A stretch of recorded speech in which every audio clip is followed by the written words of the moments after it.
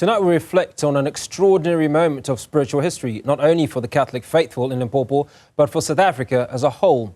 Following the passing of Pope Francis, we revisit his deep connection to the cause of Tshimangadzo Samuel Benedict Daswa, the humble Venda teacher and a martyr who paid the ultimate price for standing firm in his faith.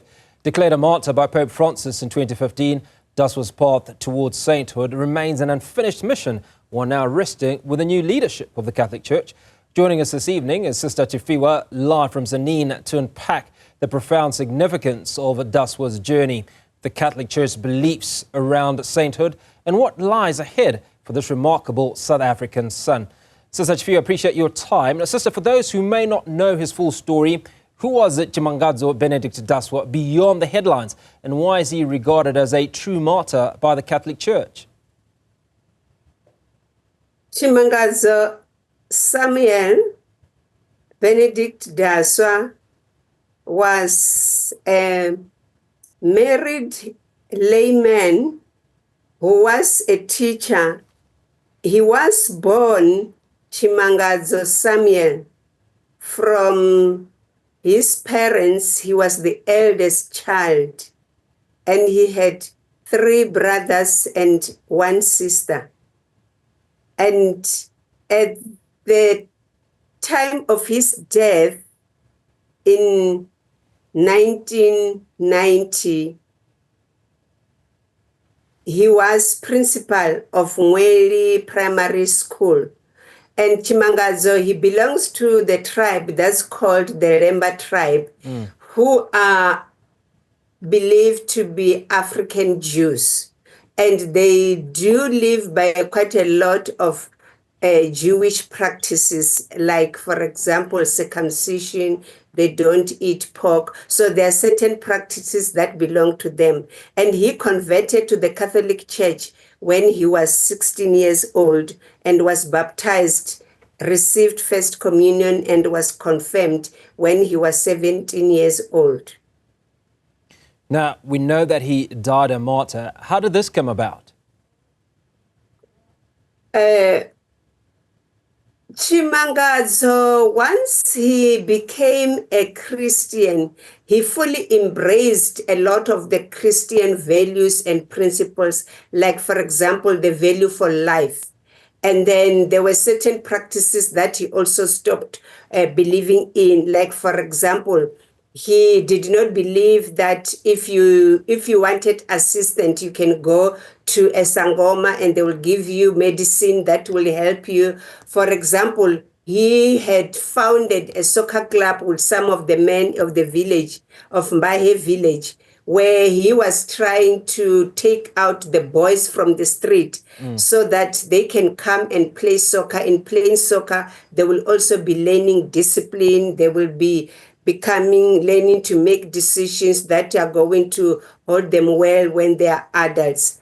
And then he had a disagreement with some of the founding members when they wanted to go to sangomas to find out why are the players not playing so well, and that they need to go and get muti that will help them play better and be able to win matches. So that is one thing that he was not in agreement with the practices of that time.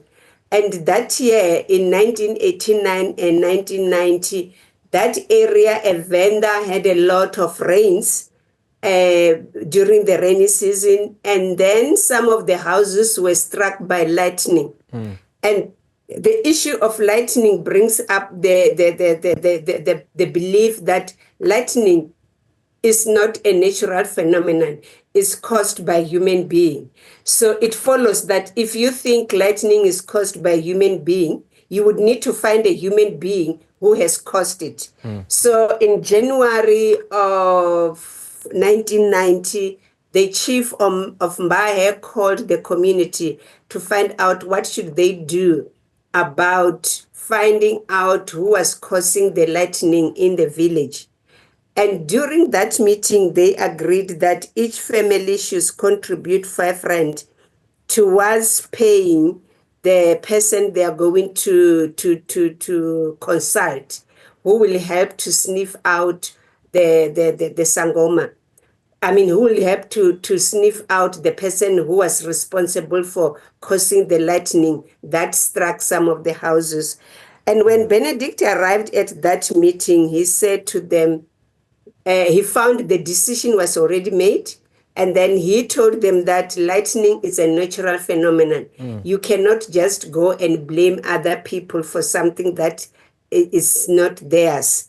So they told him that they'd already made the decision. 5 rand is going to be paid by each family, and he refused. And his thinking was, as a believer, he cannot participate in anything that will cause someone to lose their lives. Like if they find the person, what are they going to do with this person?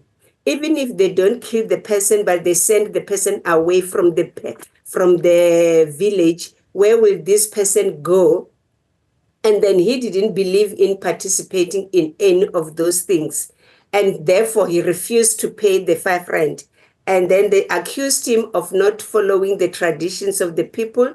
They also accused him that as a leader in the community, he's giving a bad example to the young people who will also refuse to do certain things in the community.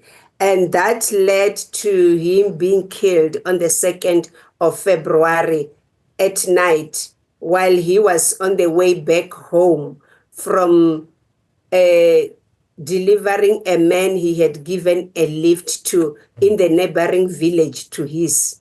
Now, Sister Tshifhiwa, we're running short of time, but just walk us through how Pope Francis personally recognized Daswa's sacrifice. I mean, how significant was this for the faithful in Venda and Limpopo at large? You mean his beatification? Yes, ma'am.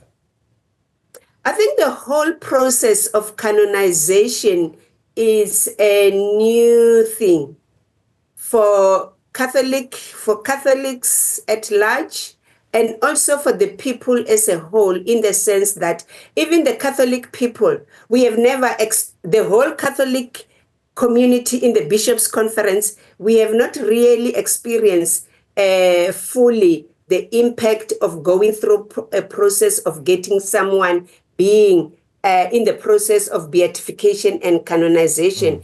And Pope Francis, really what he did, he just put a rubber stamp from the investigations that were done. Like, for example, the theologians in South Africa had to go through his story.